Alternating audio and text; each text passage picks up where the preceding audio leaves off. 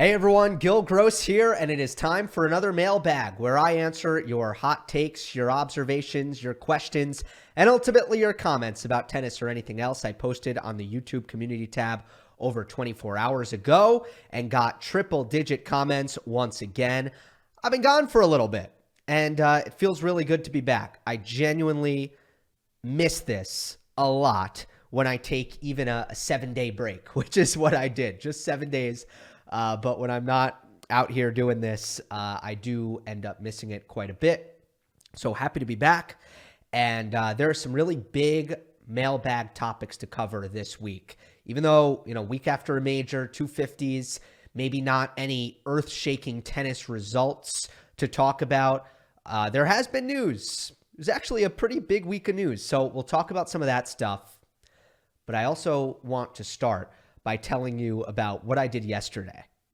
Yesterday, I decided, partially, obviously, for my own pleasure, but also partially for the sake of making content on this YouTube channel, I decided to go to my first ever professional golf event on the PGA Tour, Waste Management Open in the Phoenix area, Scottsdale, Arizona, which is just a 2-hour drive from where I am right now in Tucson. All right? I was going to make a little vlog, and this particular tournament, the Waste Management Open, is known for being a golf tournament that pushes the envelope a little bit when it comes to etiquette. It is louder than most. It is more drunken than most. It is rowdier. So I thought, okay, it's going to be interesting to see. Check it out. How will I like the live golf experience? How will it compare to tennis? Well, it ended up being, there will not be a vlog. Let me say that right now. There will not be a vlog. It is not happening because we show up, we get our bearings, grab a little lunch, and it starts downpouring. And by the way, it's freezing cold and windy. So we have to take cover in the pro shop. I went with Jenna. Here, I'll pull up a picture right now. Went with Jenna. So we take cover in the pro shop, and we're in there for 2 hours waiting for it to become bearable to go outside. Now, mind you, there are some covered areas at golf events with some sort of overpass or something, or the almost like the grandstands with the coverings, the suites, so to speak. They're all VIP. If you are out there, at least at this tournament, with a general admissions ticket and it starts raining, you're basically screwed. There is nowhere to go. So it didn't really stop, and we went home. So I did not see a single ball struck at the Waste Management Open. I went to golf for the first time in my life, and I did not see a single ball struck. Play was canceled. Did they resume at the end of the day? I don't even know. I don't even want to know. All right? It was awful. It was the worst weather I have experienced since moving to the West Coast. And in Arizona, this is the desert we're talking about. There's a monsoon season where it rains a little bit every day in the Arizona area, in the Sonoran Desert, as you would call it, close to Sonora, Mexico. Other than that, it rains 10 days out of the year, 10 extra days after monsoon season. This was one of those days. It was atrocious. It was terrible. The pro shop, by the way, in terms of the apparel and all the brand partnerships and the selection and just the size of the shop at the Waste Management Open, more impressive than I've ever seen at a tennis tournament in my life. Didn't get anything, but still, thought I'd throw that in. Despite that, my day at the Waste Management Open was a waste. So I wanted to start with that. Also, I went to New York, little vacation, saw a lot of my good friends, my best friends who I grew up with in New York, and that was awesome. As far as food, I'll keep this short. I was only in New York for 3 days, and my standards are pretty high. So there's only 2 spots where I would write home about. It's Ruby Rosa, great pizza in a package that, unlike a lot of the best pizza in New York, it's not like a little hole-in-the-wall slice shop. Nothing against those places. Those places are the best, and they are essential to what is the New York pizza scene. But it's a spot where you can actually sit down in a nice dining room, have a glass of wine, and have a great dinner. Ruby Rosa, highly recommend. And if you're coming with the group, Wu's Wonton King is just built. Like if you're rolling 15 people deep in your group, big round tables, lazy Susan in the middle, really good Chinese food, really just designed to be family style. BYOB as well.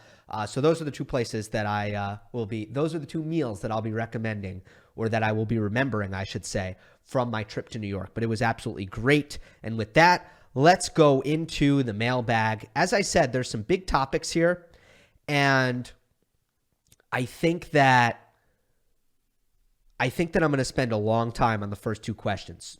All right, first one, and there were multiple questions about this, but I took this one from Malakat. Hey, Gill, I'm glad to see you back. This is regarding the Holger Rune's departure from Luthi and now Becker. What are your thoughts on this matter? And do you believe that these coaching departures are due to Rune's expectations from coaches not being met, thus causing these situations? Your feedback is greatly appreciated. Thanks. All right, let's get into the Holger Rune coaching situation. I want to start by just talking about how I feel about team stability in very general terms. So I'm not talking about Holger Rune right now, but I look for stability in coaching. I look for young players and even older players to have long-lasting relationships. To me, it's a sign that they are bought in to what the people around them are advising them to do. And I just think it's healthy for a tennis player to have the same people around for very, very extended periods of time. And the way I've reached that conclusion, as you guys know, is not from personal experience. I haven't been on the tour, so I can't say like, yeah, I thought it was really important for me. What I have been able to do is observe all of the players who have had success over the years and look for patterns. Look for the way it usually is. And my general perspective on this is that team continuity is really darn important. Federer had it with Sevrin Luthi. Nadal has had it with Uncle Tony and now Carlos Moya. Djokovic had it with Marian Vida and now Goran Ivanisevic. Iga has had it. Sabalenka didn't fire her coach when she couldn't make a second serve. That paid off. Alcaraz has had it. Jannik Sinner has had it as well. He left his childhood coach, who he was with for, more than 5 years, the man who kind of developed him at his academy, in Riccardo Piatti.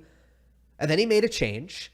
And since he's made the change, he's had the same two people on his team for the 2 years since. And that, the Jannik Sinner comparison, is probably the most apples to apples example, although it's never perfect, when it comes to Holger Rune.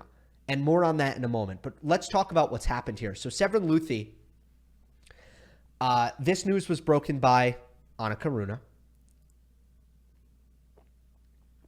Holger's mother. And she said, quote, "I don't want to make a big deal out of it, but the timing with Sevrin was clearly not right. It would be too few weeks for Sevrin to be able to cover for the continuity that Holger needs." Now, we ended up getting much more information from what Annika Rune said on the Craig Shapiro podcast. She kind of expanded on it and gave a little bit more. And she said that Luthi was basically trying to make changes. And he was trying to make those changes before/during the Australian Open. They were not happy, at least in hindsight, they were not happy with the timing of those changes, considering it was a slam. And to compound the issue, and this gets back to what Annika was saying before, Sevrin wasn't going to rejoin the team after Melbourne until the end of March. So it was going to be another 2 months before Sevrin could come back into the fold and reinforce the changes that he was trying to instill upon Holger in January. So, okay, that's Sevrin. And then Boris said, what was it, a week later? Quote, "Due to professional and personal responsibilities, I'm unable to give Holger what he needs right now." All right. So just taking that at face value, and again, there are multiple layers to this that I'm going to go through, but just taking those two things at face value, the situation would appear to be quite abnormal. And the reason it's abnormal is because, generally speaking, one of the first things that is ironed out and sorted out before a coach-player partnership begins is, all right, we're dealing with an 11-month season here. What is the time commitment? What is the traveling that you're going to be willing to do? I mean, maybe that's not the first thing. Maybe the first thing is, what's your vision for my game? Let's start there. And do we have chemistry in terms of personalities? And do we like each other? And all of that stuff. But before you sign on the dotted line and say, okay, let's do this, it is an absolutely essential part of the process is, okay, that's cool that we agree on these things and that we want to work together, but how much are you willing to work? And is that enough for me? Does that work for me? Like, this is a very, very basic part of the negotiation process. And for Sevrin and Boris to both leave in part on account of time responsibility, or like time commitment, I want to say, that soon into the partnership. Like, these were very young partnerships, and very early on, it's like, oh, wow, the time commitment, it's just not right. For that to happen so early on, that is not normal, because usually that stuff is ironed out in a big way. And it needs to be determined ahead of time. Now, Boris wasn't in Melbourne. He was commentating for Eurosport remotely. And what I'm a little bit unclear about, what I haven't been able to confirm, is, was Boris not in Melbourne because he had these responsibilities with Eurosport and Sevrin was going to be in Holger's box and it was the commentating that was keeping Boris out of Australia? Or is it a passport issue? Because Australia, as we've seen, is on the stricter side when it comes to allowing people into their country, and Boris has had some issues with passports in the past, and as a result, there have been some sanctions that have been levied upon Becker that might make travel complicated. I don't know what the reason is. I don't know which one it is, but he wasn't with Holger in Melbourne. Luthi was. Annika Rune did say that she didn't know that Sevrin Luthi would not be with Holger for another 2 months after Melbourne, so that came as a surprise. So that's the situation.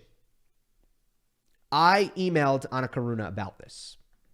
I had a couple questions. I wanted to give her a chance to provide some thoughts, and here's what she said. She said, Holger had the same coach since he started playing tennis at age 6. This is almost 15 years with the same coach. It's like a marriage. You don't go out and find the love of your life the day after the breakup. It takes time, and you need to kiss a lot of frogs before the princess is there. Maybe the chemistry is there, but there are other limitations. To know what is best for you, you also need to feel what's not. Holger is 20 and ranked 7 in the world. He is not stressing, and the experience he's had makes him realize what's important for him, and this is the key to the future success. That's what Annika told me, and a lot of that makes a lot of sense.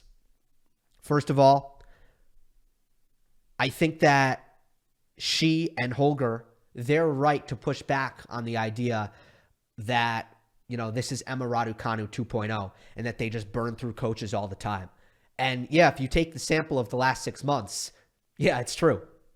Lars, Patrick Mouratoglou, Luthi, Becker, boy, it's been quite the last 6 months, no doubt about it. But it should be noted that before then, Lars Christensen and Holger were actually a model of stability and longevity when it comes to player-coach relationships. So Holger certainly has it in him to have that long-term relationship. That is true. I also appreciated what Annika said just at the end, where she was like, look, Holger is 20 and he's 7 in the world, and there's a lot of time to figure this out, because that is 100% true. There's one thing she said that I am inclined to question a little bit, which is you need to kiss a lot of frogs until the princess is there. That one I think you need to be a little bit careful with. It's just my opinion. Because the question I would ask in response to that is, can you know that quickly who's a princess? Is that even possible? Because I've always said coaches are like diets. It works 0% of the time if you don't buy in. 0%. Every diet in the world is completely ineffective if you don't follow it. Every coach in the world is completely ineffective if you don't buy in. So I think there is something to be said for like Sevrin Luthi coming in, and one of the things that he was trying to adjust was he was trying to get Rune to be more calm on the court, to tone down the energy a little bit, which I think Boris was trying to do too. I don't know that, but I when he was mic'd up in Basel, 50% of the advice that Boris was giving Holger courtside in Basel was just to breathe. So I think a lot of coaches come in from the outside, they see the way Rune operates on the court, and they're just like, okay, we need to relax a little bit. And that's going to help think more clearly. That's probably going to help endurance, because you're going to use less energy throughout the course of 3.5 hours of playing tennis. Because I've never really seen a high-level pro play with as much energy as Holger. Now, maybe Holger will do it and he'll be the exception. That happens all the time. But that's just an example of, it seems like they didn't like that. Or it seems like Annika at least didn't like that. And she kind of, again, this is all just listening to her on Craig Shapiro's podcast. It was almost like she said she's weary of the changes, but also she would have been kind of open to trying it. But then when Sevrin said, I'll see you at the end of March, that was where it was like, okay, no. That's kind of what it seems like happened. But that's kind of my take on the whole situation. And I'm going to kind of tie this together with what my take is, because I've said a lot without really taking any hardline stances here. So here's my takeaway. And I know this isn't a sexy takeaway. I know this isn't the kind of takeaway that's going to get me aggregated or create a buzz or anything, but here's my genuine takeaway. I think a lot of mistakes were made here that reek of inexperience. Like the fact that you have two coaches that just seem to have issues with scheduling and time commitment and the ability to be with Holger as much as they wanted. Like the fact that happens really early in a partnership, that reeks of inexperience in the process of hiring on the part of both Holger and I suppose you could say Annika, who is Holger's, manager, along with being his mother. But guess what? They are inexperienced. So I think they're going to learn from this, and I think everything is going to be fine, ultimately. As much as I love to see coaching stability, as much as sometimes it concerns me when players are not able to bring in outside counsel and have these long-term relationships, I think in this particular case, some lessons were learned here. And eventually it's all going to work out for Rune once he finds the next thing. I don't think these mistakes are going to be made again. Rune also released a statement. He also kind of said the same thing that Annika told me. He basically said, I've been working with the same coach for 15 years. It's not easy to find the perfect fit in the first try. I need people that knows me, who can be there all the time. That gives me comfort and happiness in a world with changing environments and conditions every week. So you could pretty much guarantee that next time they go into this process. And by the way, there is a coach on board here still that was on the team with Sevrin and Boris, and that coach is Kenneth Carlson. So I don't know if Kenneth is just going to be the guy for a little bit now, but regardless, I think that what they're probably going to take away from this situation is before they bring on a coach, they're going to make sure that the commitment to traveling with Holger week in and week out is going to be there before they commit to anything. That's probably what they're going to take away from this. So those are my thoughts. Also, by the way, Mike James, who is with the Muratoglu Academy, but he's worked very closely with Holger Rune for a while now. He is his performance analyst. He's been there a long time too. So there are some examples where there has been stability. It's just that head coaching role that hasn't had the stability for Holger. I'm going to move on. We will continue to track the Rune coaching situation. Next one is from Max Dang Vu. Hi, Gill. I guess I have two questions along the same line of thought. What's your thoughts on the Slam Kings tournament by Saudi Arabia featuring Djokovic, Nadal, Alcaraz, Medvedev, Sinner, and Rune? I see a lot of negativity and sports washing talk, which is the elephant in the room. For me, however, at the end of the day, the players are professionals who are paid for their work, so I can't in good faith criticize their decision to play and get paid, even if they are millionaires. How do we have a productive discussion about state involvement in sports where instead of going down the sports washing route, we can go down the route of growing tennis in the Middle East and using tennis's influence to raise awareness about these issues or ask for better? All right. I said this in the draw last week, my new newsletter, which I should probably say right now, has a new URL. It is no longer thedrawtennis.beehive.com. It is now just thedraw.tennis. So if you want to subscribe to my new newsletter, which curates the best tennis content on the internet every week, visit thedraw.tennis.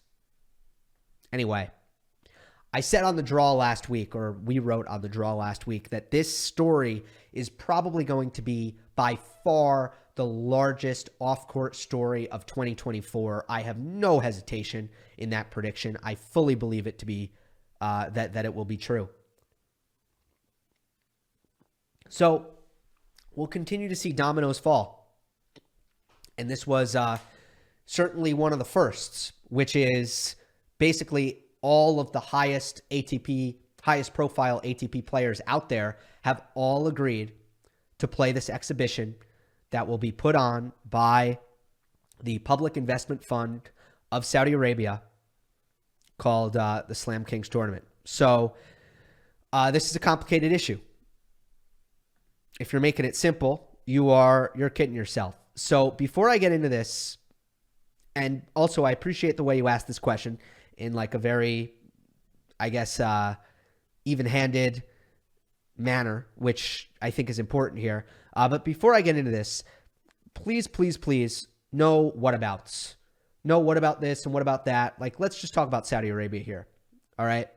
Because I get it. There are a lot of questions about, like, the tour goes to a million different countries all the time, right? Over the course of the year. And some of the countries have done things, particularly when it comes to foreign policy, that likely a lot of you guys have negative opinions of. A lot of you guys think are terrible or inhumane or whatever it be. We get that. But to just take this issue, which is the domestic human rights record of Saudi Arabia, and then to just what about it, is at best a lazy response when it comes to dealing with this issue. So let's start with kind of the state of Saudi Arabia, where we're at right now, because I think that's important just to establish the context. First of all, there has been a lot of progress in the last several years. There's been a lot of progress. Not long ago, women were not allowed to drive in the country. They were not allowed to leave the country without permission of a male family member. They were not allowed to participate in sports, whether that be playing or in some cases even spectating. That stuff has been phased out, which is good to see. But there are still some very uncomfortable truths. And as I go through these things, I guess I want to ask the question, if you were in the shoes, if you took everything you know out of it about what's gone down, not just in tennis, but in the sports world when it comes to Saudi Arabia in the last couple of years, if you took that all away and I came to you, let's say in 2018, and I said, hey, do you think that the tour should do business and hold events in this country? Just ask yourself how you'd respond to that question, okay?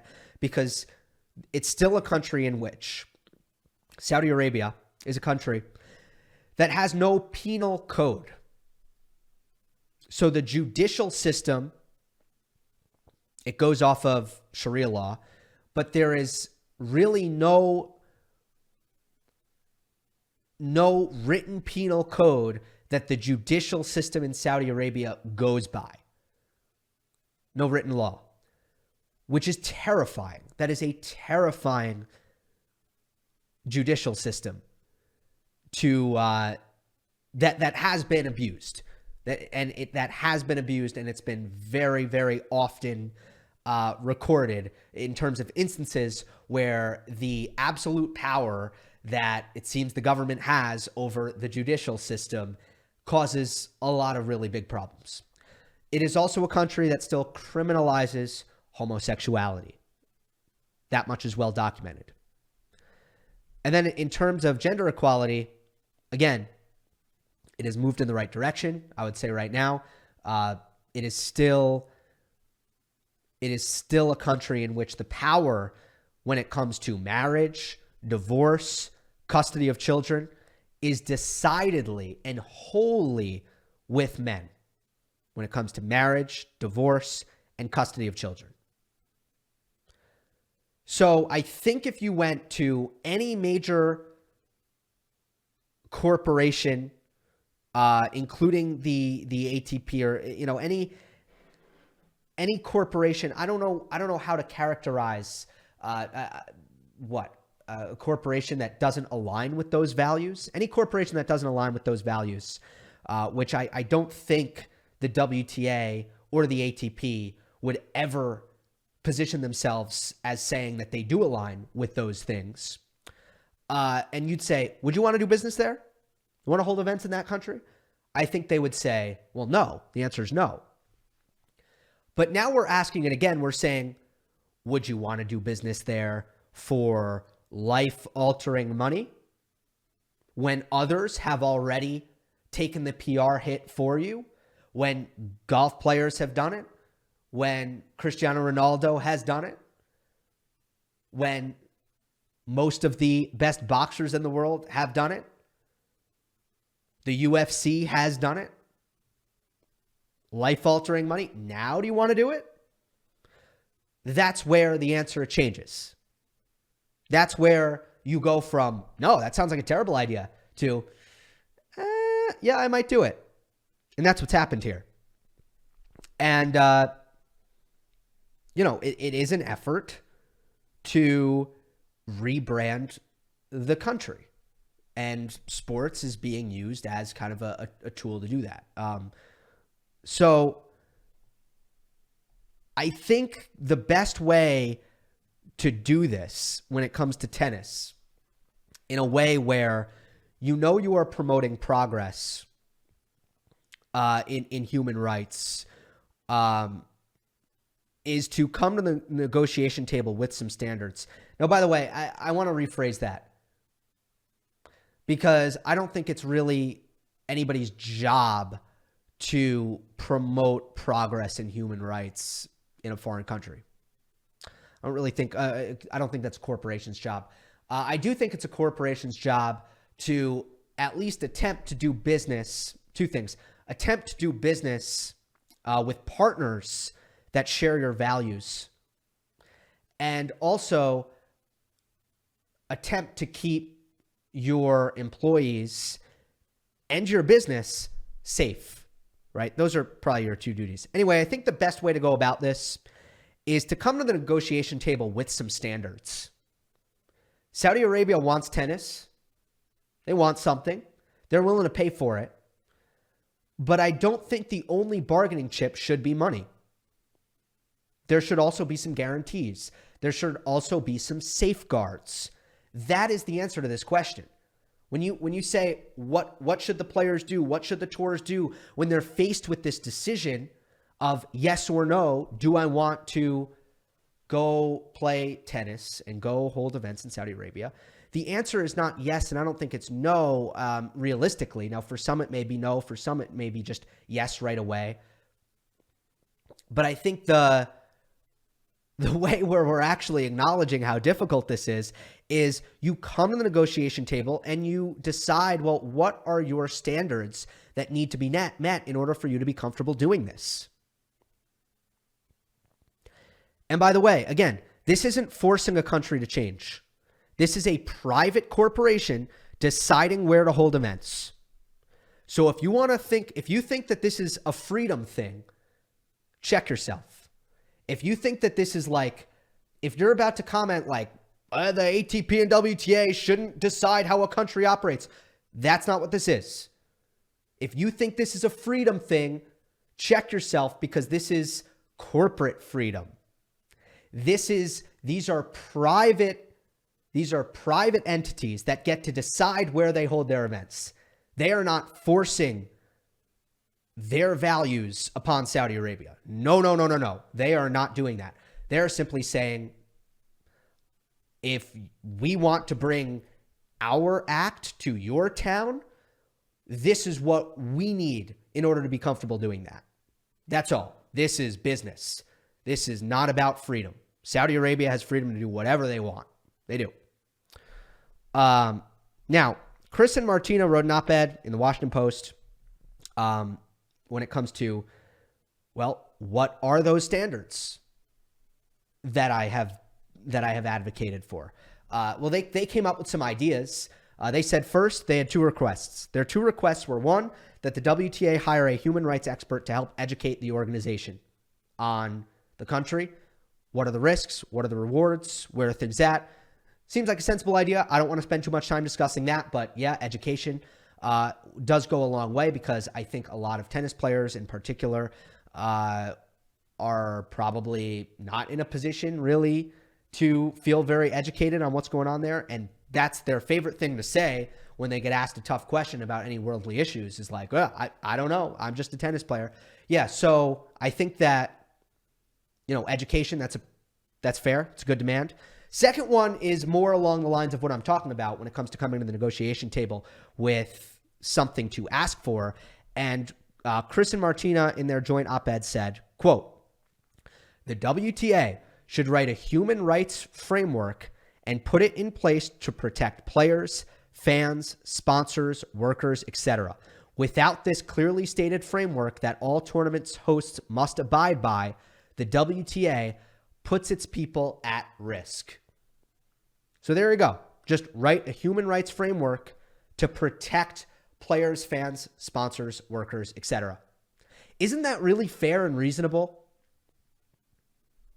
Isn't that fair and reasonable? I think so. So I feel like this could go in terms of, first of all, I think it's inevitable that this is all going to happen, that the WTA is going to go into Saudi Arabia, that the ATP is going to go into Saudi Arabia, and we've seen the top players on the ATP already do it, or they will shortly. This could go decently well, or it could go badly. That's the reality of it. Russia, doing business in Russia, that has turned out, especially for the tours, that has turned out to become a problem, having to pull out of that after the Ukrainian invasion. China has been a problem. Peng Shuai for tennis. Hong Kong for the NBA. That's been problematic. That's been a difficulty. Although I think overall it's been a net gain financially for both the NBA and for tennis. But it did put the WTA in a pretty vulnerable position when stuff went down. But if there aren't any incidents and everyone stays safe, the country continues to progress on human rights, young girls and boys in Saudi Arabia get to experience tennis and make it part of their life, this could also happen. And that would be really good. So certainly I'm open to the idea that, this could all work out decently well. Man, it's tough. It's complicated. As far as the top players going there, I'm curious to hear what they say about it. I hope that they are thoughtful. I hope that they acknowledge the complications that come with it. I hope they feel safe acknowledging the complications that come with it. I hope that they do not lie about what the reason is. I think it's interesting that they all do it all at once. And again, I think when everybody does it at once, you dodge the PR bullet because there's nobody to really get mad at. So Nadal actually recently did the sponsorship, and he was kind of out on an island for that, and he got a lot of bad PR for that. But when Djokovic, Nadal, Alcaraz, Sinner, Medvedev, Rune, when they all go at the same time, it's almost like a suicide pact, you know? And it's like they're all holding hands and doing it together. So nobody really bears the brunt of the responsibility for making the decision. At the end of the day, I've always felt very uncomfortable sitting here in this chair and saying with zero consequence, zero money to lose, nothing. I've always felt very funky about being like, yup, they should say no. They should absolutely say no. Until I'm confronted with a life-changing, financial carrot, and I say no because I feel icky about it, because I don't think it's clean, because I don't think I could look myself in the mirror. But until I turn down that carrot, then I just feel like I'm not one to talk. I'm not one to judge. Again, like I can sit here on this podcast and say whatever I want. There's no consequence to it. But for them, it's, do you want $1.5 million, which is the appearance fee, $6 million to win it? By the way, I thought it would be more money. Just saying. I thought each player would be doled out like at least $3 million just for showing up. That's what I thought, but only 1.5, huh? Peanuts, pocket change. Again, what I will advocate for, what I will sit here and say, like, this should be done, is you better have some standards. You better put in a framework that is going to prevent this, at least try to prevent this from blowing up in your face. And everybody needs to be safe here, because there are some concerns when you go into a country with gay players and homosexuality is criminalized and there's no penal code, and the freedom of speech record when it comes to actually talking about these things is atrocious. There are some concerns there. And as an organization, you better make sure that you have accounted for those things. And I think at the moment, the best we can hope for is that the ATP and the WTA do that. Let's move on. All right, I told you that those first two were going to take like forever. I knew they would. They're huge topics. Now we'll go in more rapid fire. Question from Jason Evans. Great to see Bublik win the ATP 250 championship in Montpellier whilst dropping the first set in every single match during this historic run. Were you able to catch any of it? If so, any thoughts? Also, while he is definitely one of the most entertaining players to watch, I always feel like his quirky style must be so incredibly frustrating for opponents. Thanks for all the awesome insight and hope you had a relaxing vacay. Well, yeah, the unpredictability is something to deal with. I mean, on one of the biggest points of the match in the final, and I was in New York. It was Sunday morning, obviously. I didn't watch it, but I watched the highlights.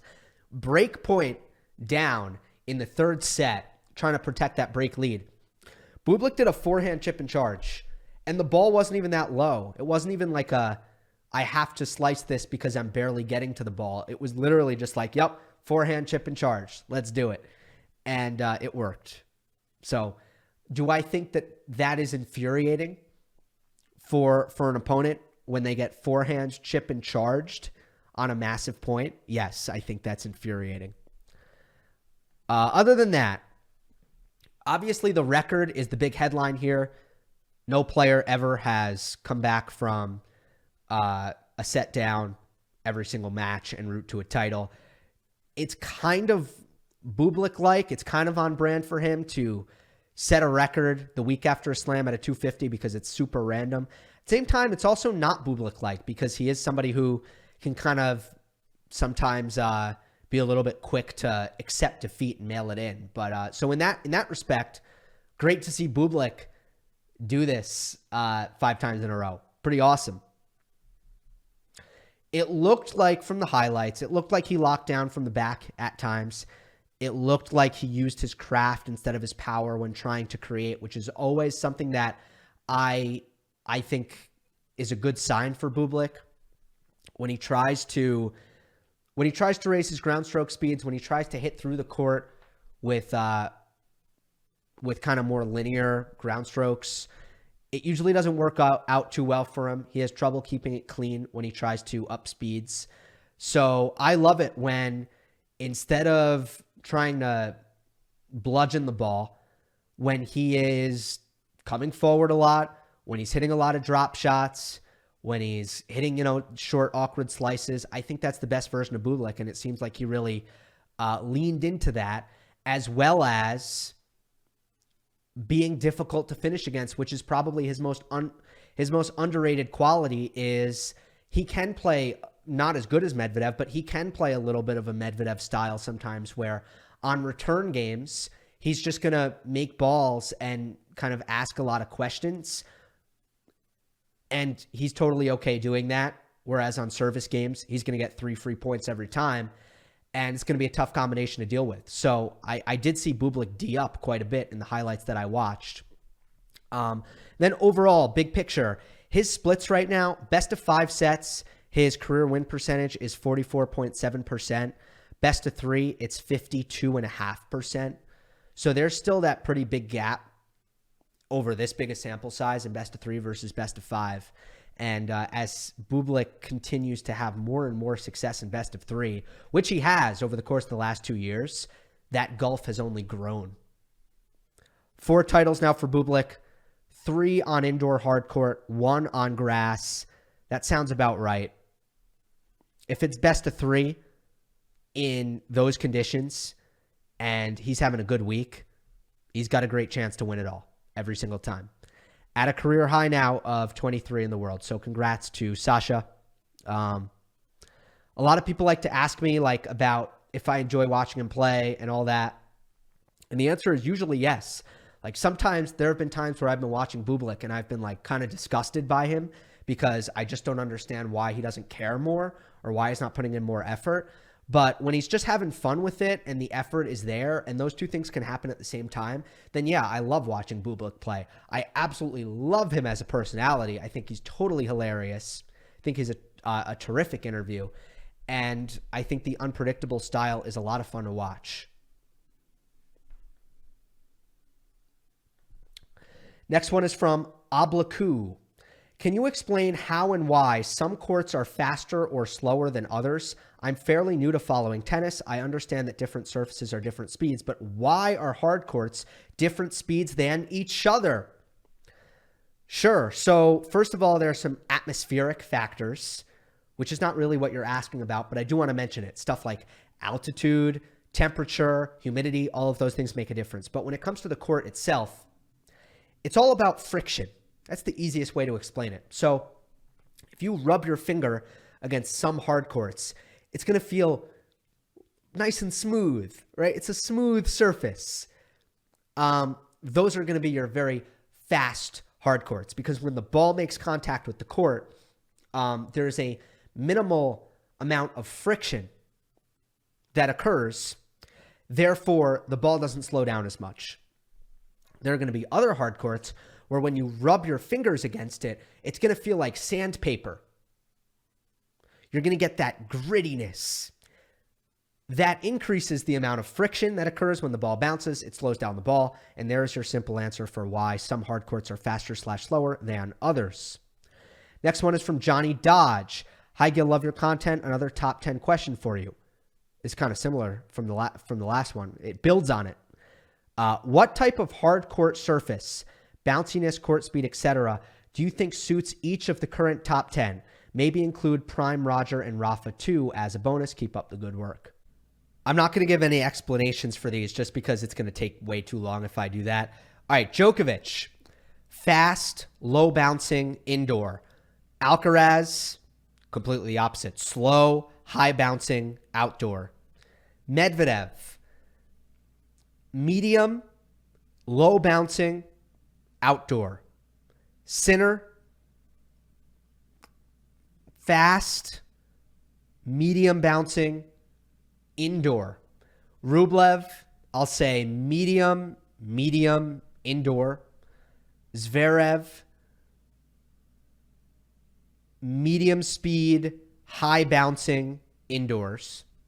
Rune, medium speed, high bouncing indoors. Hurkacz, fast, medium bouncing indoors.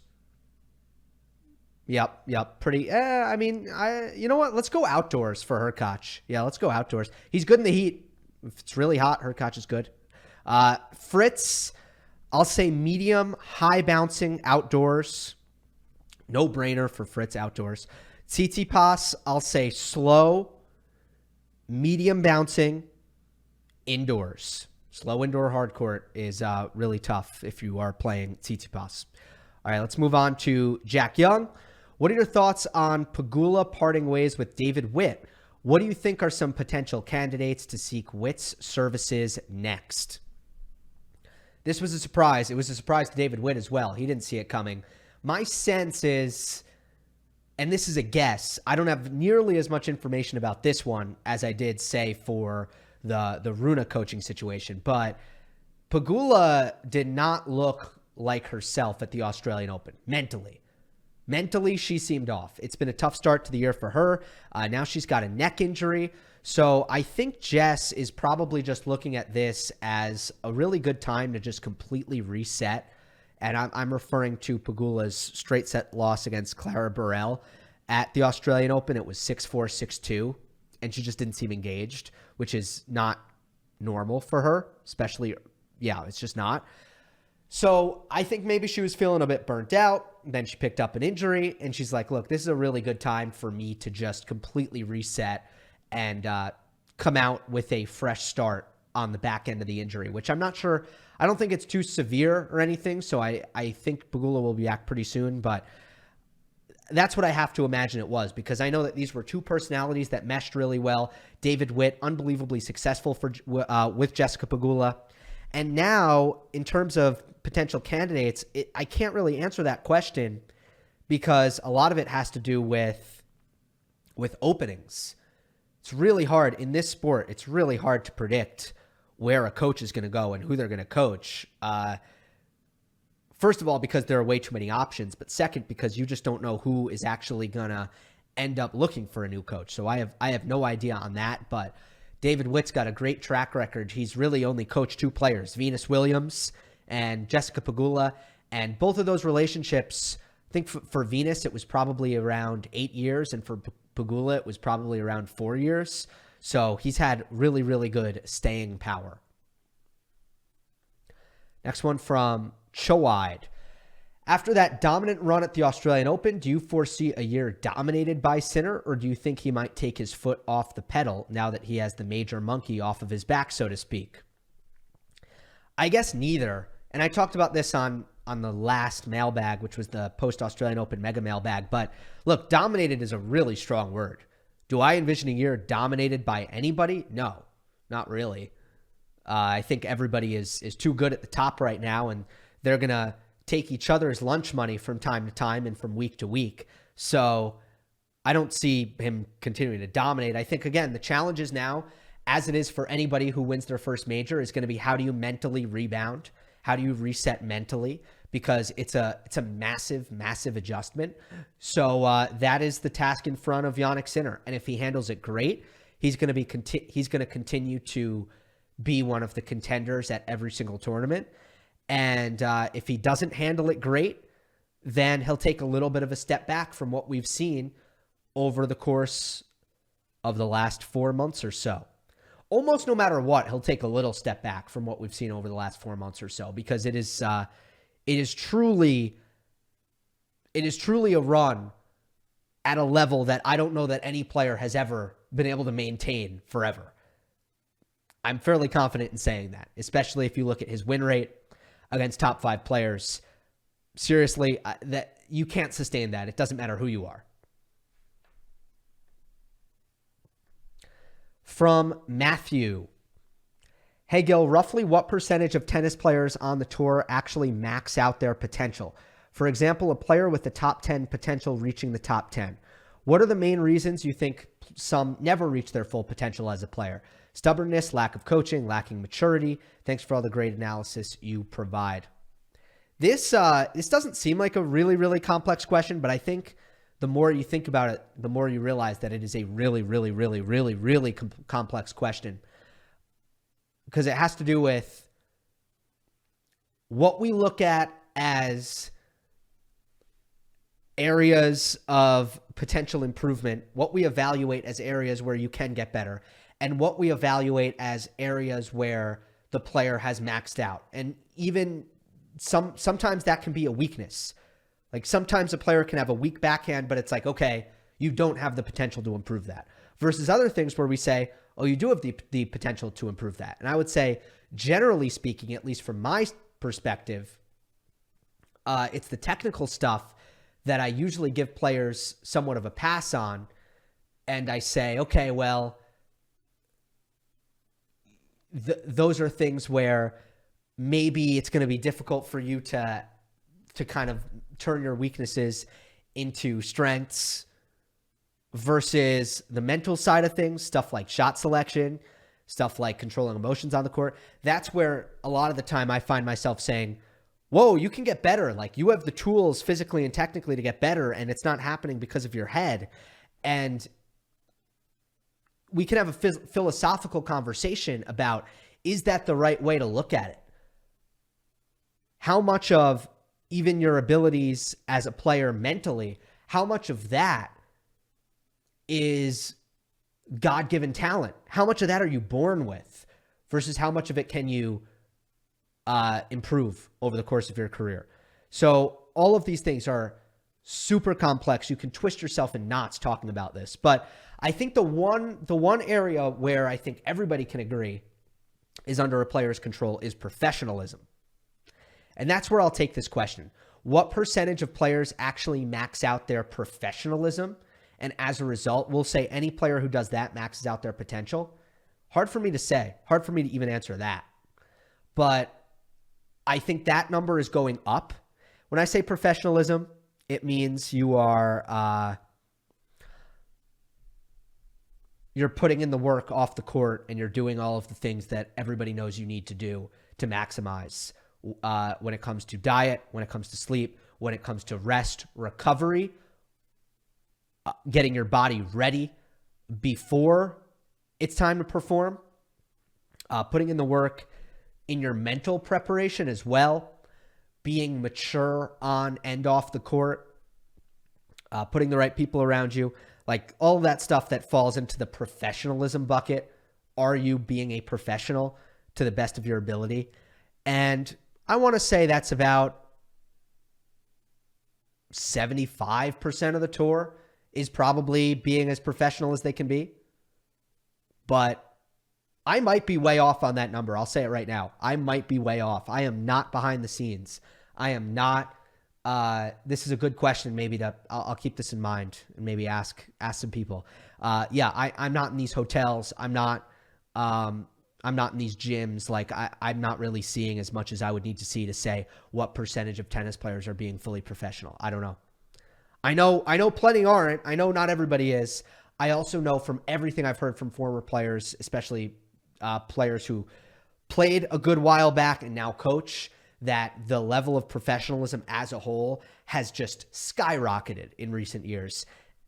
And I think that is due to the money getting better. I think it is due to the knowledge getting better. And maybe it has to do with accountability. You know, just in the age of the internet where everything you kind of do is, in the public at least, is going to be put under a microscope. This one is from Joanne.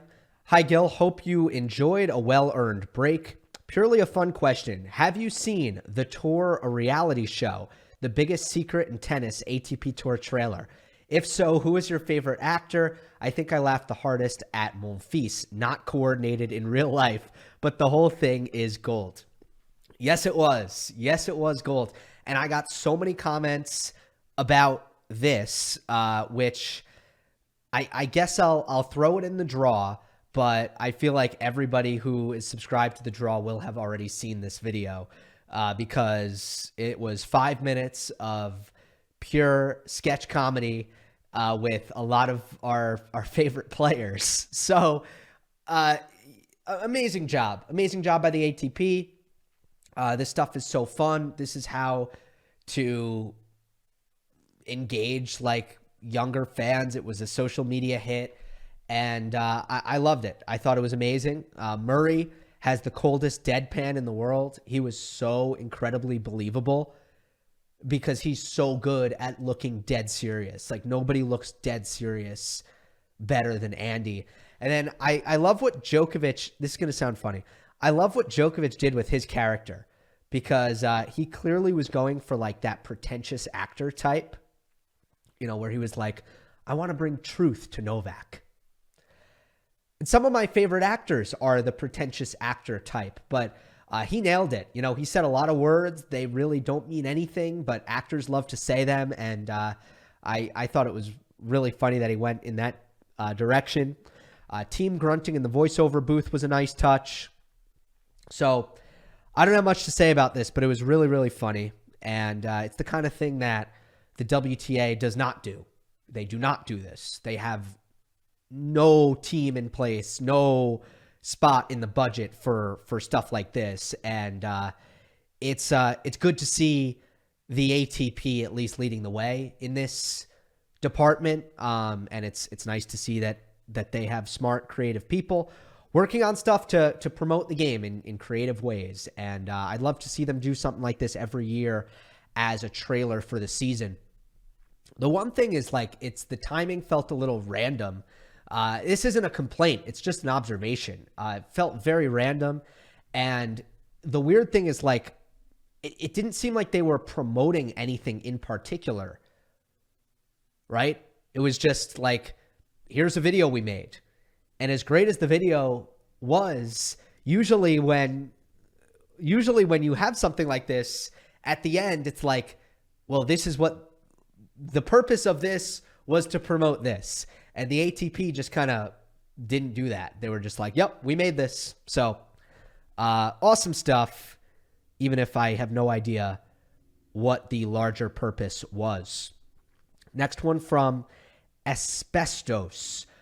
Hi, Gill. Do you agree with Andy Roddick's statements in his podcast about Alcaraz's serve seemingly being worse now than 2 years ago, or at least not having improved? Is the serve the element of his game that Alcaraz needs to work the most on? Thanks for the answers and your content. Technically speaking, yeah, the serve is. I don't think it's gotten worse, and I'm not sure Andy said it got worse. I didn't watch that segment / listen to that segment, but I'm not sure Andy said that. Has it?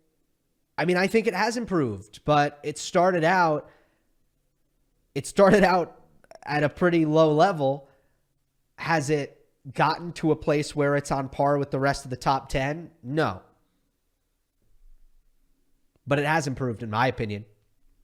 Pace is up, hits the flat serve much, much more often than he used to.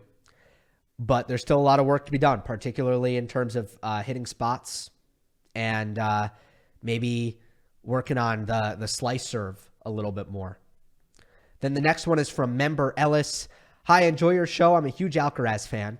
At his height, can he develop a strong enough serve to garner major free points? If not, will he be at a continuing disadvantage to Sinner? I don't think his height is going to be a non-starter when it comes to Alcaraz's serve getting better. I would strongly disagree with that. And I've seen that a lot online. The speed is there. The speed is very much there. And sure, being a little bit taller and achieving a higher contact point does help when it comes to finding angles on your wide serves. Other than that, a lot of it does come down to speed. And Alcaraz can hit 135. He can hit, be above 120, 125 at a pretty regular basis. So the tools are there. The physical tools are there for him to have a serve that does a lot for him. I just think there needs to be fine tuning in terms of his ability, again, to hit his spots and to mix it up, to execute certain serves that aren't as comfortable for him at the moment.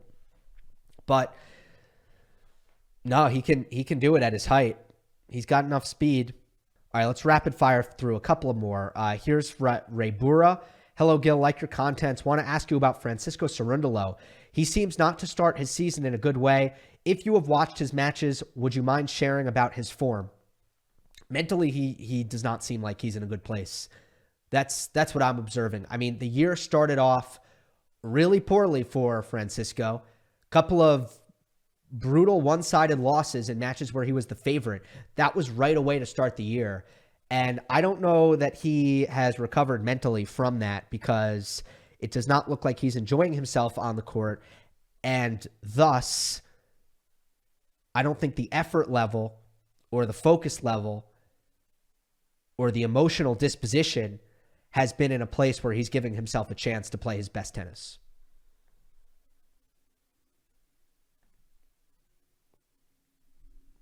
This one's from Max.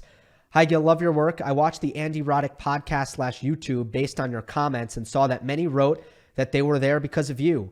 I thought Andy is doing a great job. Did he contact you to thank you for sending so many people to his pod? Have you heard it? What are your overall thoughts on it? Yeah. Okay, let's see. No, he has not contacted me. And I said last week that I was going to shoot him an email. I just realized I do not have his email. I think I have basically everybody at Tennis Channel. I basically have all of their emails. Andy, I do not have. So I have not been able to reach out to him. He has not reached out to me. Again, I would love to have him on. Obviously, I'd love to be on. But right now, yeah, I haven't really went and asked other people if they could give me his email, but I do not have it. So if anybody is watching from Andy's team, I know he has a producer and a social media manager, I would obviously invitation is wide open. Good to see that people were commenting.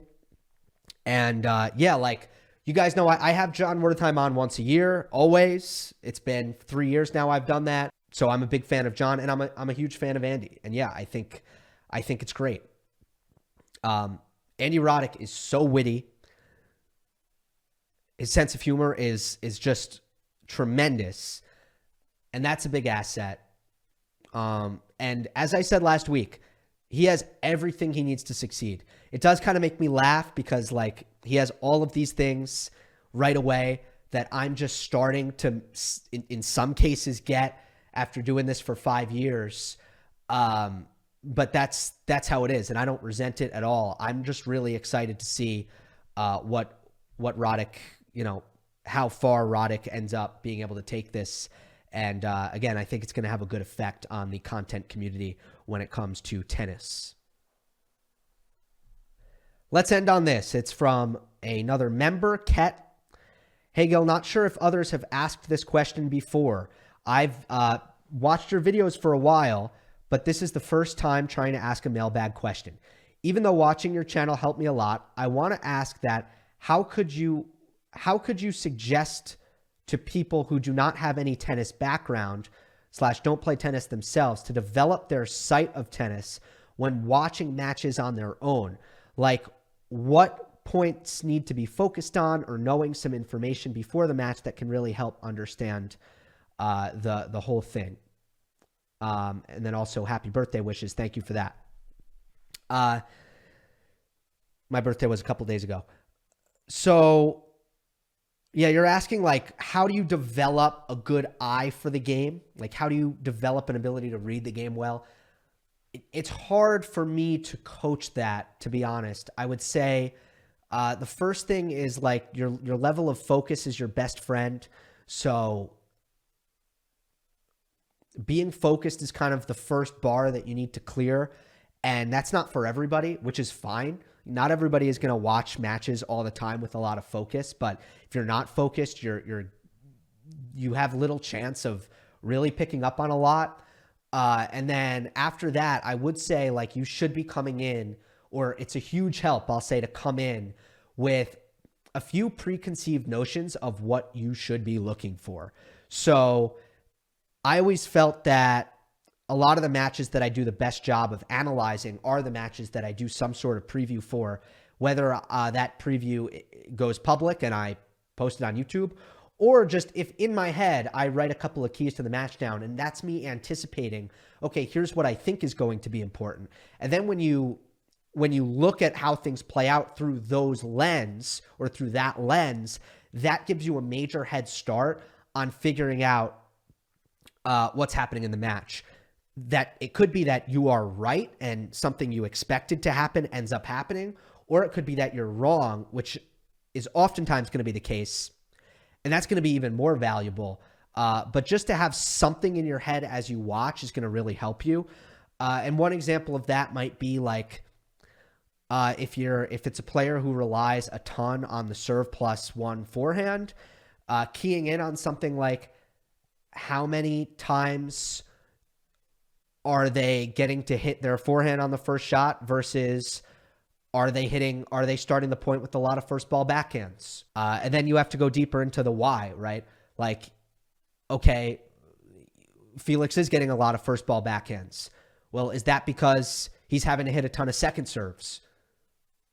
Or is that because he keeps going T and wide and giving the right-hander? Yeah. Anyway, I'm not going to keep going into it, but you kind of get the picture. So I think starting with something is a major help. All right. So regular Monday match analysis this week and a special mailbag plan, but I'm not going to divulge too many details. That's all going on next week. Hope you enjoy. Don't forget to subscribe. I'll see you next time.